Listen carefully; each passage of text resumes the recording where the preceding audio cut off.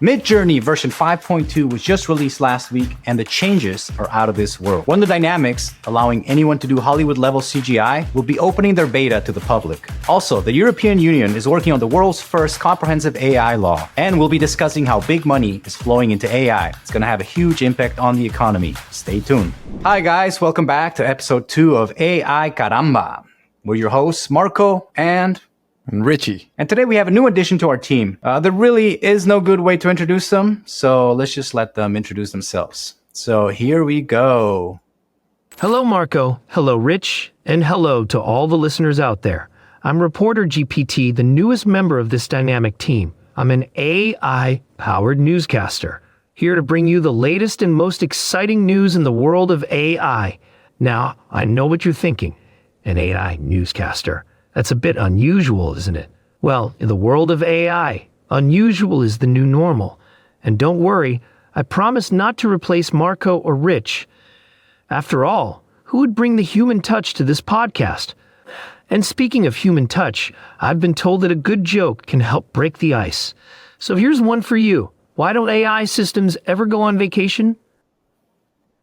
Because they're afraid they'll be replaced by humans. All right. So welcome, Reporter GPT. I guess we have some competition, Rich. Damn it. We're going to be out of a job soon, man. All right. He at least, shows up dressed to work. So that's He's good. very professional looking with a suit and everything. What did you use? What did you use for that? For that, I'm using what we talked about in the last podcast, which is my PPO. I think it was called. Okay. All right. Hey, man. We're not that kind of PPO. We're not talking about what you do behind your bedroom doors. Oh man, look at my face, dude. I turned red. I got busted on that on midair. All right. No. The software company is called PPO, and they're one of the competitors to Synthesia. I've talked about this before, but I like this more than Synthesia just because the voices to me sound a little bit better. But we'll see how it looks on post. All right, so the first news of today that I want to lead with is Midjourney released version 5.2 last week. And some of the new results are just, well, here, let me actually just show you. I've been seeing a lot of, like on Twitter, people sharing some of these results. I've seen a couple videos and it looks crazy stunning.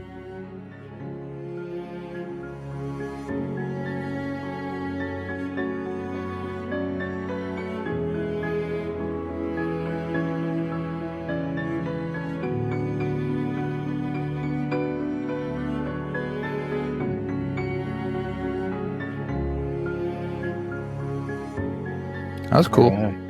Was that yours? Yeah, I did that with the new Midjourney updates.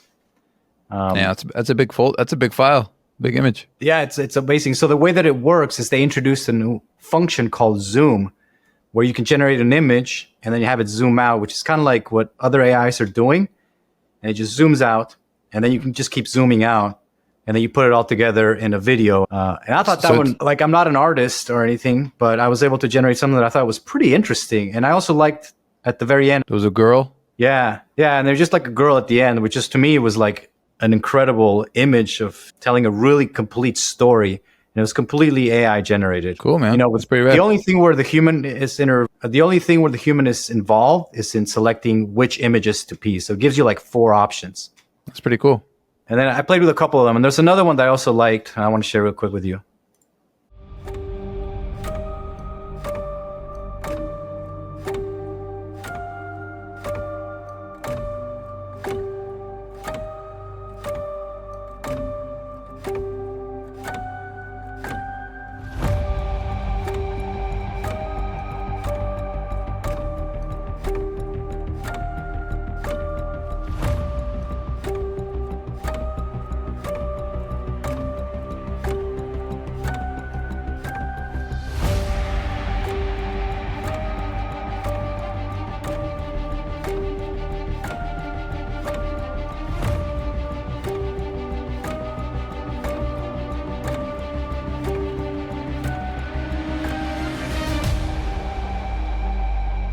They So, tricked me. it was a twist. That was a twist. But to me, it was just like incredible. And I'm sure we're going to see a lot of people doing a lot more of these kinds of arts. And I just want to show you real quick just how easy it was to do it. So first, what you need to do is you need to have a Discord account already. And then you go to midjourney.com and then you join their Discord server. Once you log in, you enter a prompt. And actually, let me show you the way that I came up with that last one. Here we just have a prompt that I actually grabbed from someone had posted it. A photo of a futuristic marketing platform. It doesn't even have anything to do with what we came up with, right? And once you find an image that you like, in this case, it was this one, you just click zoom out. And you have two options, either 1.5x or 2. When you click on zoom out 2, it'll process, it'll take a little bit. And then you'll have an image that looks like this. It gives you 4 options, right? Which you can. Oh, nice. And then you take a pick of whichever one you think is the most interesting. I love the clouds. So dramatic, Yeah. In this case, I just picked this one just because I thought it was cool. Like the bottom boats at the bottom, it looked like maybe they're preparing for war or something. And then you click. This is the first, second, and third. You click on the third one, right? So it's upscale 3. And then, you got to wait a little bit. It'll come out with a new one. And so in this case, that was the actual image upscaled. And now you just click on zoom out again, right? And then you find the next one. And you just keep doing that. You just keep picking the images that you like, and it just keeps compositing them together. Then once you take all those images, you just got to turn it into a video. And that is also really easy if you use an app like CapCut. I just started learning about CapCut. It's actually pretty cool. Started using it last night. Oh, CapCut is great. They have a version for the computer and for the mobile. Here I'm just using the computer. I'm using the mobile. I was just doing it on the iOS.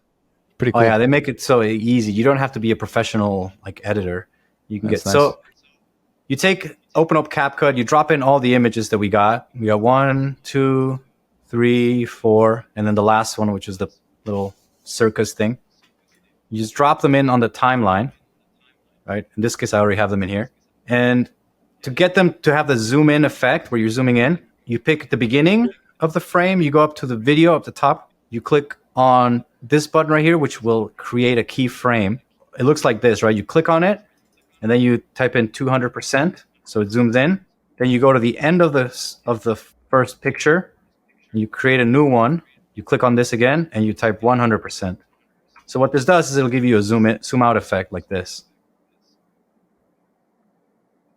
And you can see that I already did that on the second one, but we could do it again. It would look like this, right? The second image, you just click on the keyframe, you type 200, you go to the end of the video, you click 200, you go to the end of the video, and then you type another keyframe, which is 100. Oh, and it's 200 because you 2x'd it, right? Is that why? Yeah, you 2x it, right? So it's nice and easy. You just got 200, and you can see how it flows.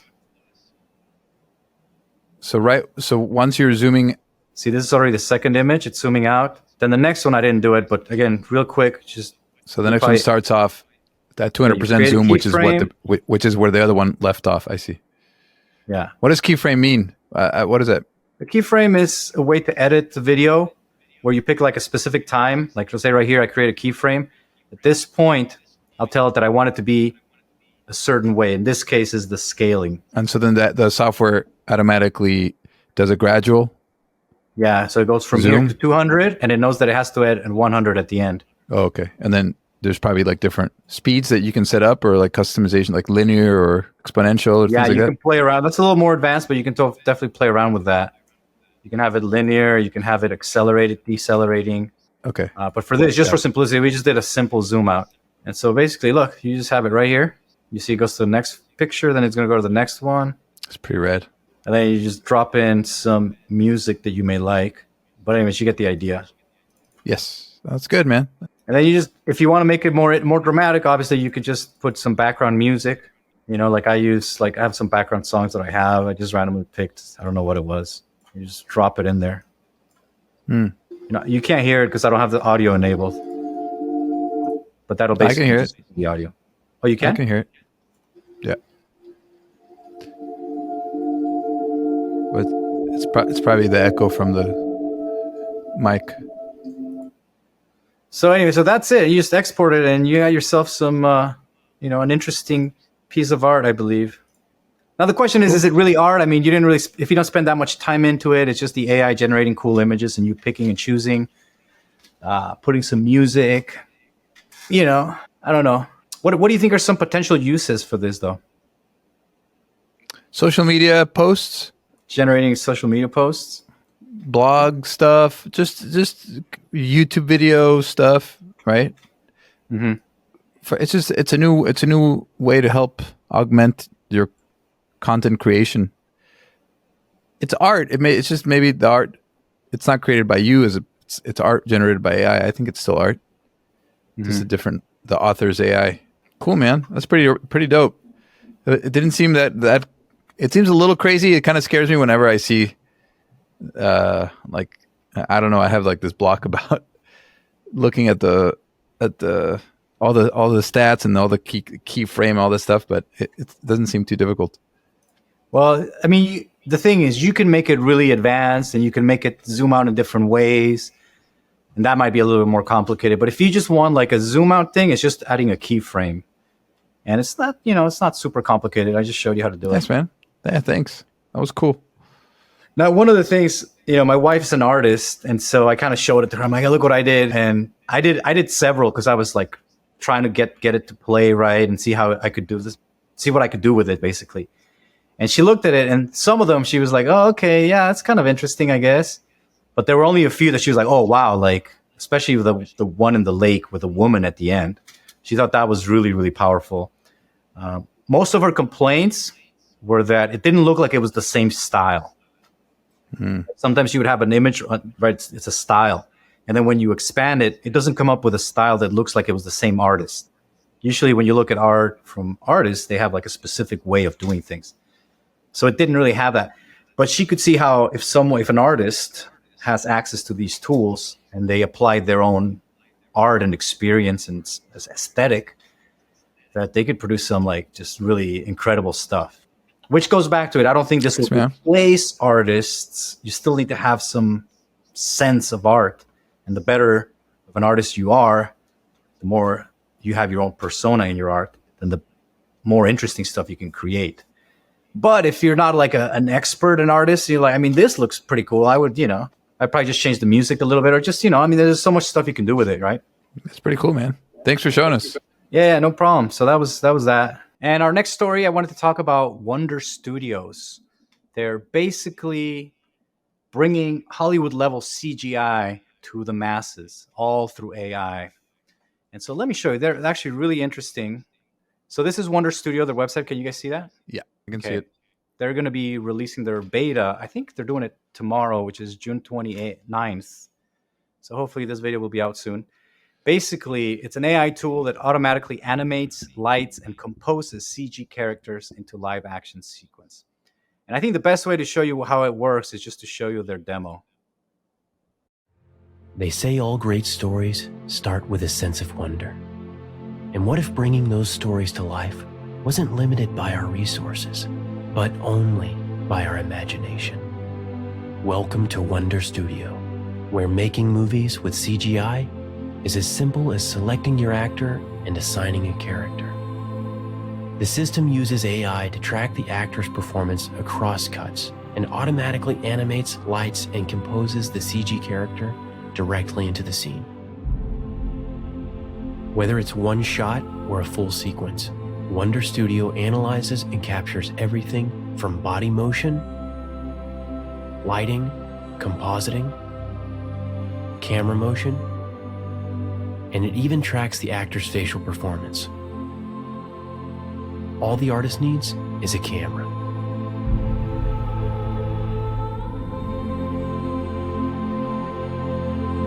Star Wars.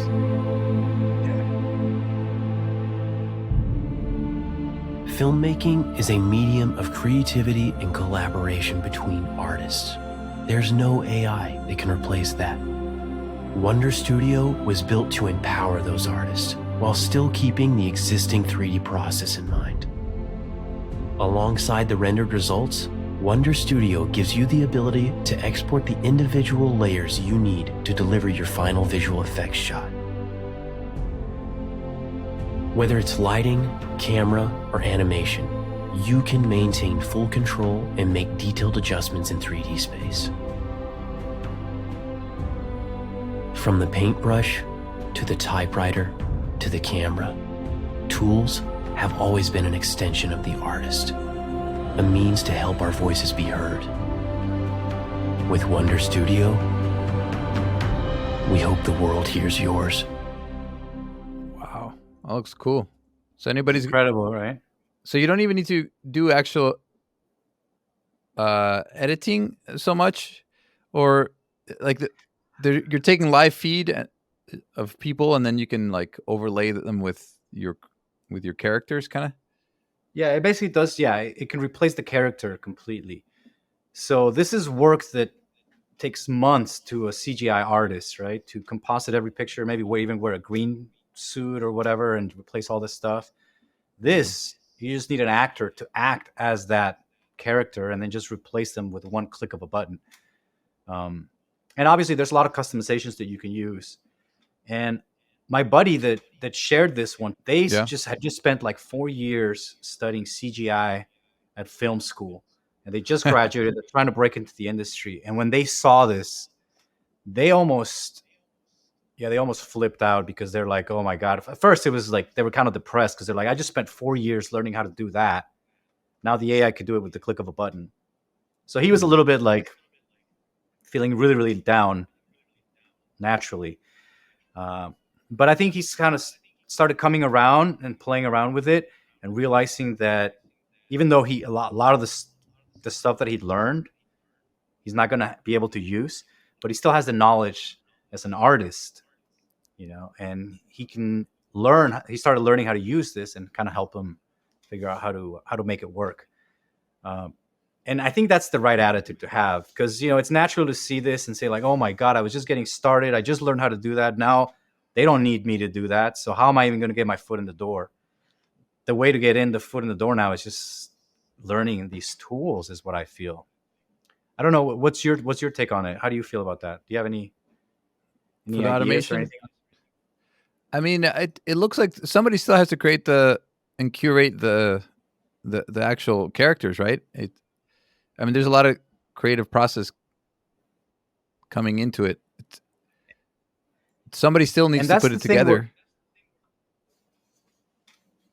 And I don't understand how it all works in Hollywood or like in these movie studios. Like they have different guys that do different things. So maybe like the character guys would be creating the characters, but I guess there's like other people. I don't know what they're called, But but I think that's the thing. I think a lot of the work that used to take just meticulous hard work that you have to put into it, you can kind of just give it to the AI, and you can work on the creative process, which would be maybe the storytelling or creating the characters, like you said, Yeah. I mean, there's definitely people that are going to be out of a job. That's for sure.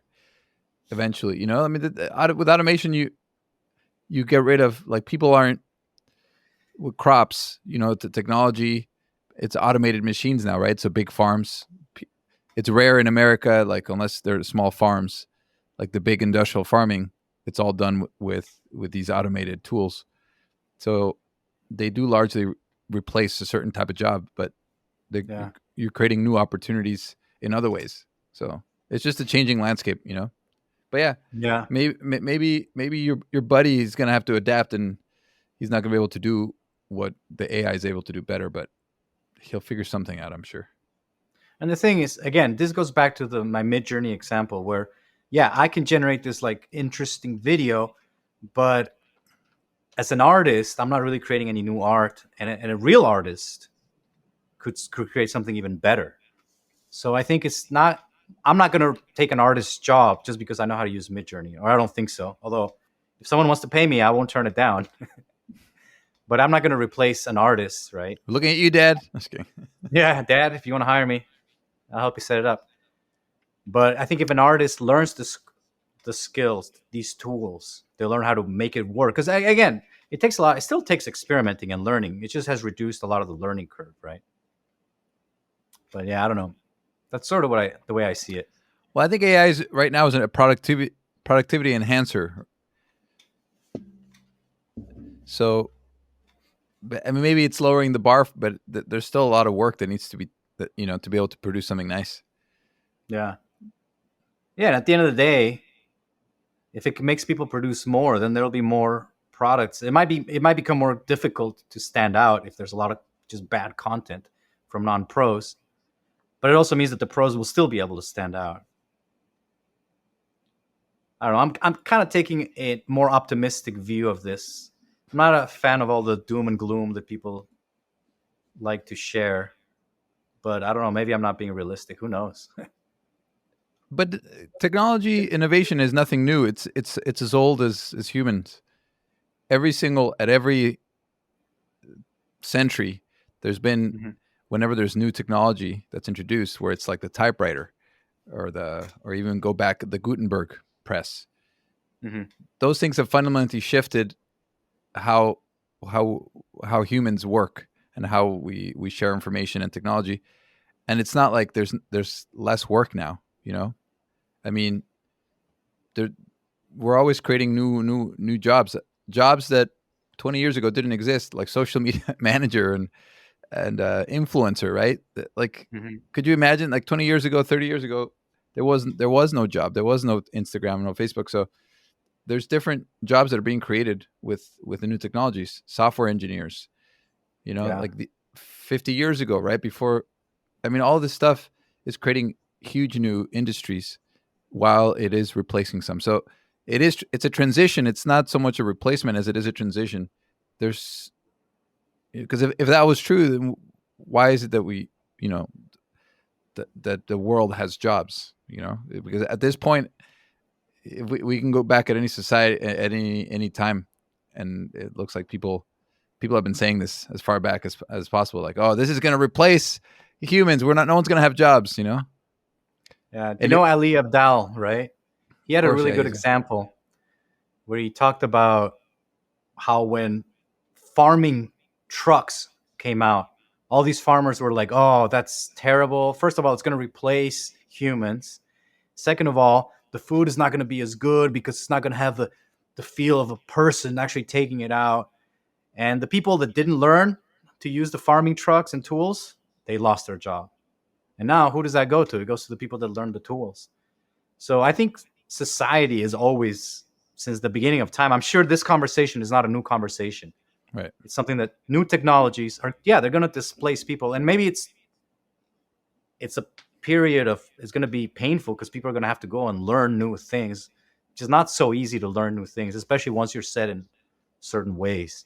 Right. Yeah. I mean, it's harder for like older people, or when you're set. Yeah. Yeah, well, all your life, all you've done is just, I don't know, whatever it is you've done. And now all of a sudden the AI is going to replace you. So yeah, I definitely do feel bad in that element. And I think for us, especially younger people as well, it's just trying to stay ahead of the curve and keep informed and keep following, keep learning the trends and experimenting. And the way to learn, sometimes you just got to play with it. Yeah. Yeah, that's true. But anyways, those are my two stories that I thought were interesting this week. And should we move on to the next story, which is an interesting story? And we actually it's about content farms. And we have maybe Reporter GPT can give us the lowdown. Oh, shoot. Okay. Work. All right, let's do it. All right. From the Technocrat MIT Technology Review's weekly tech policy newsletter, we have a fascinating story about AI-generated content farms. These are not your average content farms, folks. They're using AI to churn out articles at an unprecedented rate.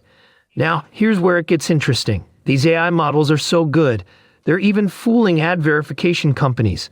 That's right, the companies designed to catch this kind of thing are being outsmarted by AI. It's a testament to how far AI has come, and a reminder of how much further we have to go. And if you think that's all, think again.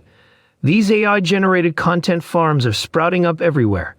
It's like playing whack-a-mole, but every time you hit one, two more pop up.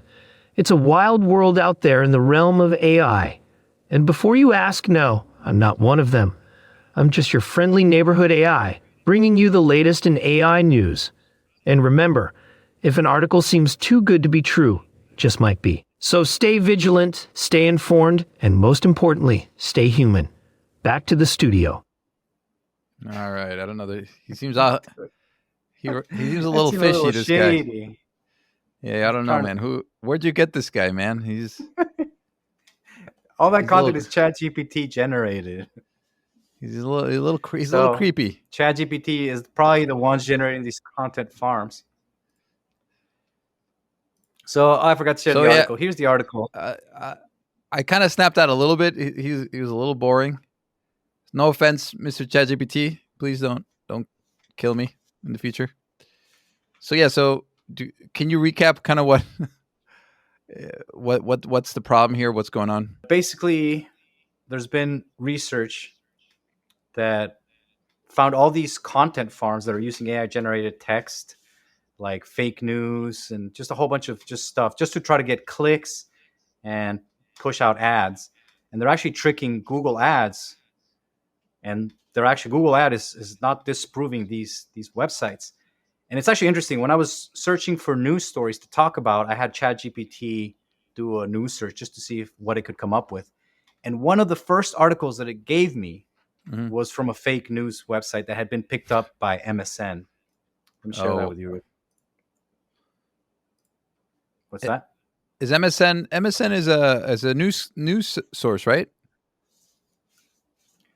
MSN, I think so, right? I mean, it was the news page right here. Look, breaking news, latest news in artificial intelligence today, June 27th, 2023. Gotcha. And then I started reading. It was Google AI researchers have developed a new AI system that can write code. I'm like, what? And it's Lambda, and I'm like, oh, wait, this has been around for some time. Yeah, it's all news. Yeah. You can see, like, it was 2021. So I was like, Right. wait a second, this is not breaking news. And the whole article was all fake news. I mean, not fake news, just old news from 2021. All news. It's true, right? All that stuff's true. Yeah, and so it became obvious. This was a page that was generated by ChatGPT with no access to the internet and spinning it out. And look, you can see there's Google Ads all over. Like, well, this is Microsoft Ads. But even this website that it came from, Q.com or K.com. Que pedo. Okay. Look, K.com. Okay. And all it is just a whole bunch of content with Google Ads right here. Approved. Look, Google Ads. So it's getting resyndicated by MSN on the MSN website. I honestly, I never use Microsoft for any information. So No, I only came up with it because of ChatGPT uses Bing in their search. right. But if you look at the actual website, it's plastered with Google Ads. So usually Google Ads has certain standards, and they won't allow all these websites. They won't serve ads to these websites, but they're doing it here. So this website has tricked Google Ads, the platform. And it's kind of scary because we're going to have a lot of misinformation that's being generated by AI that's just spun out without any human intervention, just generated and published. And according to this article, these people are actually making a lot of money. Oh yeah, it's big business. I mean, I've been looking at like a few months ago, even before ChatGPT came out. There was the Jarvis, I think it was called, or that big one, and all these article writers that were popping up. Do you remember that? That's how we started getting into AI back in 2022, right? Yeah, and so like SEO, like that was, and there's some people that just go crazy with it, and people talk about it like, wow, this is like a new way to make money with AI through ads and growing your website, And so, of course, there's always bad actors that just kind of put stuff up and they don't care to verify and they're just kind of going all, balls out, right? Balls to the wall, whatever they say. Yeah. And they're just publishing tons of things, and there's no way that there's any quality that's coming out. And that was before ChatGPT 4, which is a lot better, but. And then this was when GPT-3 or GPT-2 had come out. All these OpenAI released the AI API for people, and so people were building new websites and services leveraging the API, and they were Yeah, like I think what was the other one called? Copy.ai. Jarvis is There's, another big one. there's a whole bunch. Yeah. And they used a lot of training data to keep improving that engine. And so they actually come up with good stuff. It's useful. But like you said, the problem is bad users that just generate all this content that can trick Google, but they're not Yeah. providing any value. Right. They're just taking advantage. It's a quick. I mean, eventually Google's going to penalize them. Right? It's just a matter of time. But it's also as far back like SEO people. SEO people are always trying to get a game on Google, and Google's always trying Yeah. to filter the best quality stuff, and it's always a battle, right? Because people have financial incentives to try to game the algorithms, and this is just another element in that. But it also Yeah. reminds me too, like this whole. It just becomes more and more important to your sourcing, right? So, like, who are you? Who's giving you this news, and what sources are they using? And it gets really difficult. But that's why, like, when people send me articles from some random website, I'm always like, my radars are always up. Like, is this really? Can I really trust this? Is this something? And it's getting harder and harder because of that. Yeah, it's definitely an ongoing conversation. But it's not a new one, though. It's not a new one. People act like I'm reminded of like yellow journalism. Remember we learned that in high school, the Hearst, and then like that the news was being biased, even back in the day, the financial incentives. And even if you go back to as far as like Benjamin Franklin's time, where he had a newspaper, like people were still publishing whatever they could. I mean, just it's not really a new. I feel like it's like a normal human behavior to try to take advantage of whatever you have, and putting out truthful content. That's always been a difficult thing to verify. If anything, it's also easier to kind of verify. There's more information now, whereas maybe when it was like in the early 1900s with these big publications like Hearst newspaper, how do you verify what they're telling you is true or not, right? Like right now, for example, if I look at an article saying, hey, there's something bad going on in somewhere, I can maybe try to go on Twitter or and see if there's any videos regarding this conflict. So in some ways it's made it easier to also verify information, and in other ways it's Yeah. made it harder. So it's But no not. one verifies. Sorry to interrupt, but who verifies okay. nowadays? Most people just forward stuff, just like you said. They're like, "Oh, look at this," and it's like, "Well, what's the source?" People don't even ever ask for a source, and it's kind of like, "You gonna ask me for a source? I'm telling you, it's this article." Yeah, but like, where's their source? People Yeah, no, haven't learned to do that, and it's more important to learn that. I agree. I mean, you do that because you're like some super genius or something. I don't do that. I never check sources. no, I mean, I you don't have time, right? And this is why like a reputation score matters. Like, who's giving me this information? And yeah, but this is also why it's so. I mean, like, I have buddies that I went to school with. Went to UCLA, and sometimes they'll send me articles of like, what is it? And it's completely BS, right? And it's like, wait, like, why are you sending me this junk? And like, well, and they just like, well, I didn't know it was junk. I didn't know it was BS. So this is definitely, even people that are educated, uh, that it's hard, and it's going to get harder and harder to see what's BS or not, right? Because it's well written, right? And so before, at least you're like, dude, this guy doesn't know how to spell, and he's making up some BS stories, right? But now Yeah. it's going to get a little harder for humans to identify, but which is why, again, it's like you got to be careful where you're getting your information, and cross-referencing information is also important, right? And like, who are your sources? But this is so, yeah, it's an interesting conflict. But I think yeah, it's thanks. I think it brings a good point in that universities and schools are going to have to learn to teach new things about how AI is changing things. And this is not something new. Like even you said, like, Facebook, right? And how technology was getting like creating what do you call them? Echo chambers, Yeah, echo chambers. echo chambers or whatever. And so people were just forwarding stuff without verifying, and then your friends are sending you all the stuff. And so then you start thinking like there's only this one thing, right?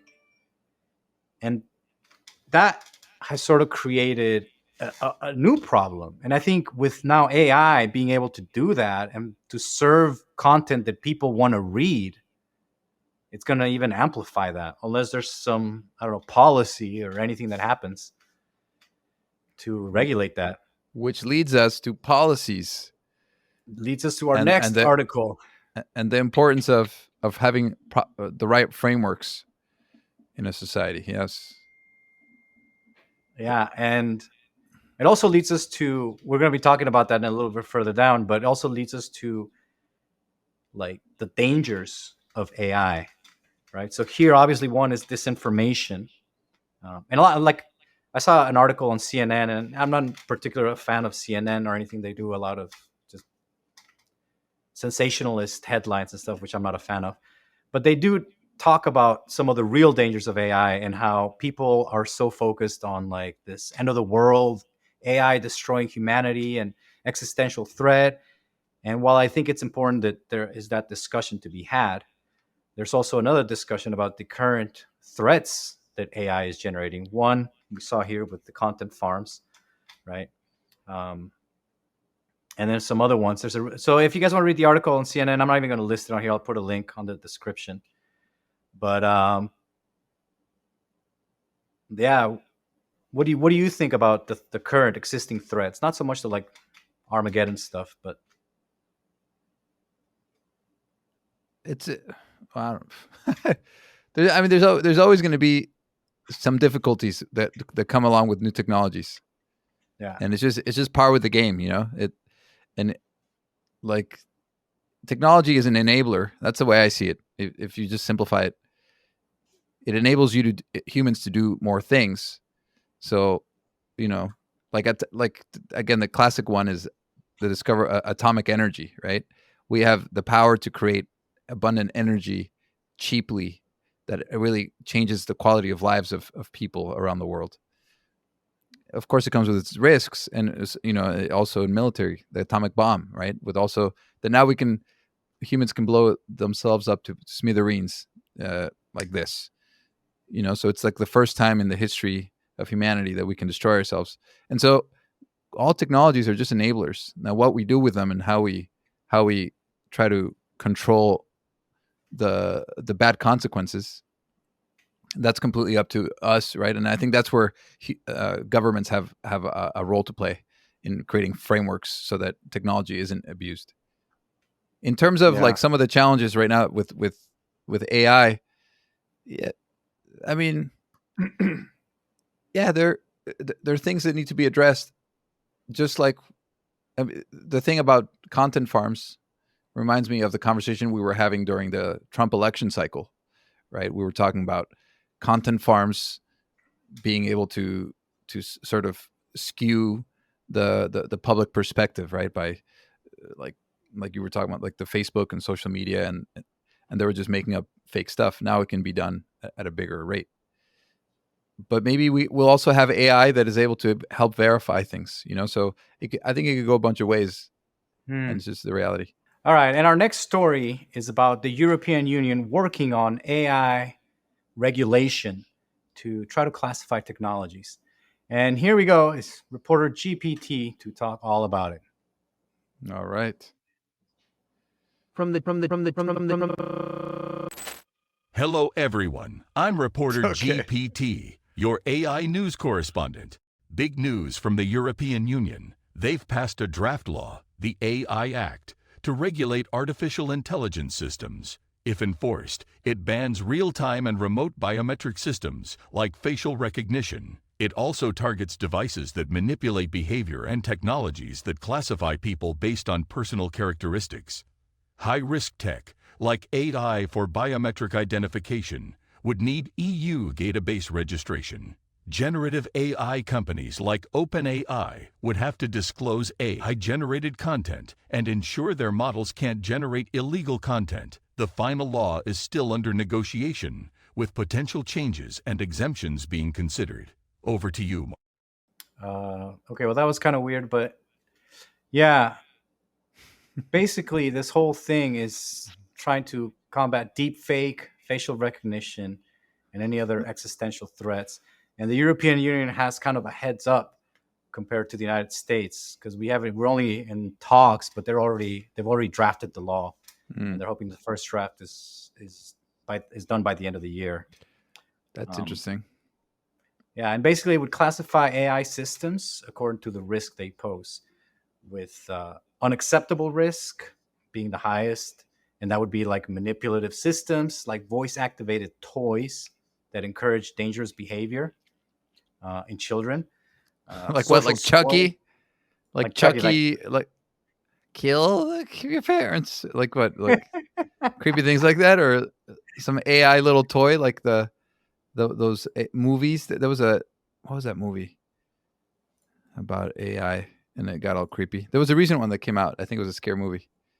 Yeah, okay. ah, Have you seen them? I don't know. Oh yes, yeah, that one's also AI based, right? Yeah.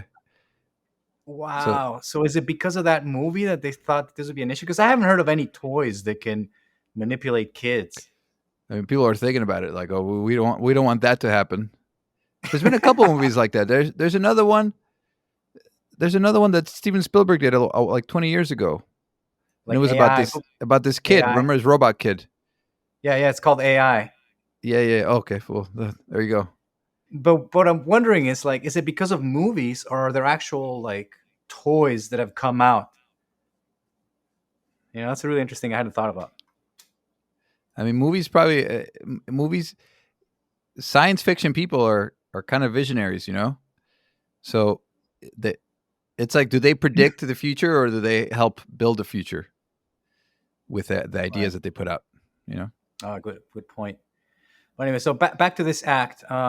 Some of the things that stood out is they're already, besides classifying to, like I said, we said unacceptable risk. Mhm. They also want to prevent stuff that anything that does like social scoring, where Oh wow. you Okay. classify people based on like socioeconomic status or personal characteristics. Not gonna say anything. Yeah. Also, and there's other stuff like high risk. Now, the manipulative one, what they call the unacceptable risk, these would be completely banned. High risks AI systems that would affect safety or fundamental rights, right?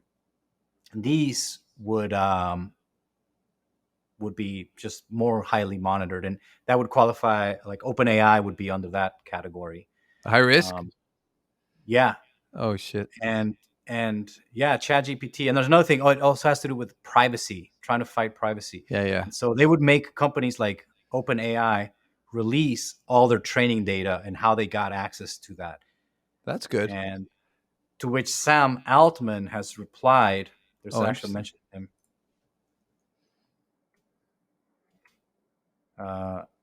He has said in the past that the company will cease operating in the European Union if it can't comply with the act. So even though he supports the notion of audits and stuff, so it is possible that this law alienates some companies. But if the European Union is a big enough market that people care, they're going to have to figure out how to comply with these new laws. So yeah, that's all I have to say about that. It's interesting. I have a mixed feeling. I have a mixed view on this. You know, growing up in America and like studying economics and kind of being a liberalist in many ways in terms of economic liberalism, but also seeing the need for regulation to protect people from bad actors, which happens all the time. It's always like a difficult fine line, you know, like where do you draw the line about like it's just too much?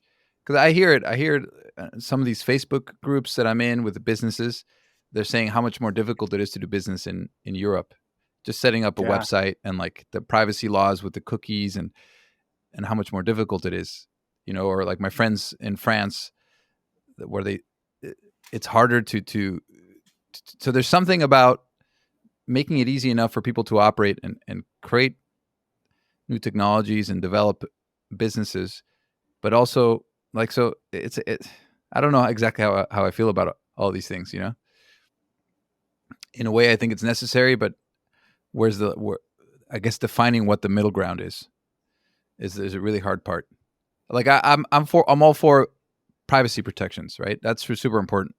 The fact, like, the AI can like the stuff that you were talking to me the other day about AI taking potential like privacy concerns, where whatever you put into the system, you can ask AI, ChatGPT something, and it could use that as a training model, you know, for its training data. Yeah, it and takes and your that they own could do whatever they private- want. It doesn't seem right, you know, with people's information. Yeah.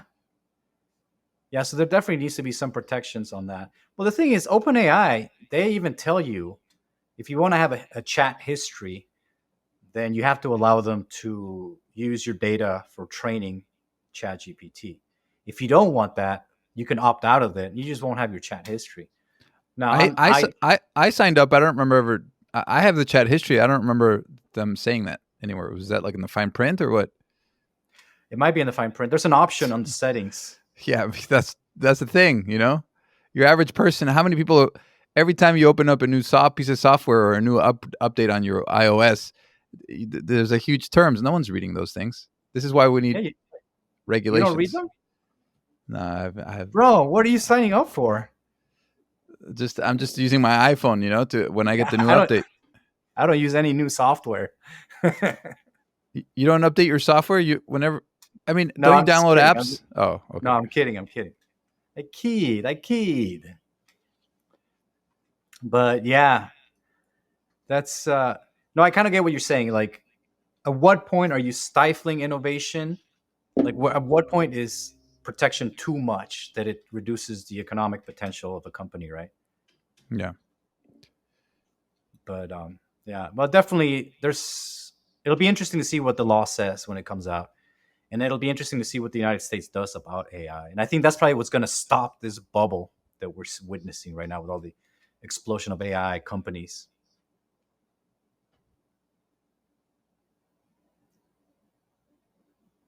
Definitely. I was trying to lead with you. Did you want to talk about that? About AI Oh. investments? Oh, I thought we were doing the last one. I thought that was it. Okay. It's Well, too let's long. go back. It's too long. I just wanted to check back with ChatGPT, They- see if he's okay. That was kind of weird. That little look different, right? My sincere apologies to all for the previous hiccup. It appears that a photonic pixel blip pirouetted through the quantum cobweb of my cognitive gigaplex pathways. This, regrettably, catalyzed a befuddling bifurcation in my dialogue dissemination protocols. But don't worry, I've now dispatched a battalion of nanobrush bots and perform a thorough reiteration of the algorithmospheres. This should restore equilibrium to my digital dictionogenesis, allowing for a return to our previously scheduled dialogue. Of course, there may be a momentary increase in the use of newly coined verbatology, but, well, you know what they say in AI circles. A nanosecond's glitch is a humor algorithm's treasure. Okay, dude. You know, I think you got to fire this guy, dude.